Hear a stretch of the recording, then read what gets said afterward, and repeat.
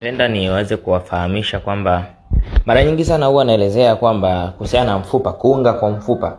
Ukisikia kuunga kwa mfupa, basi ukienda kufanyia operation ndio unakuwa unafungiwa chuma kama hizi chuma. Na hizi chuma ndizo ambazo unaweza kuona watu wanakuja kupata matatizo baadaye. Anapata tunasema ulemavu wa kudumu. Anapata matatizo ya kupata maumivu makali sana pamoja na ganzi.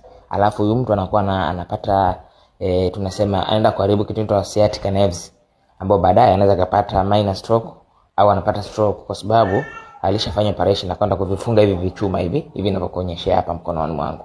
Hivi chuma vinakuwa si kitu salama sana. Kwa hiyo ndio maana tunakuwa na dozi ambazo kwa mtu ambao ana changamoto ambayo ya kusagika kwa pingiza uti wa mgongo ama kusagika kwa kwenye cartilage zozote sehemu ya mfupa ambayo inahitaji kuunga.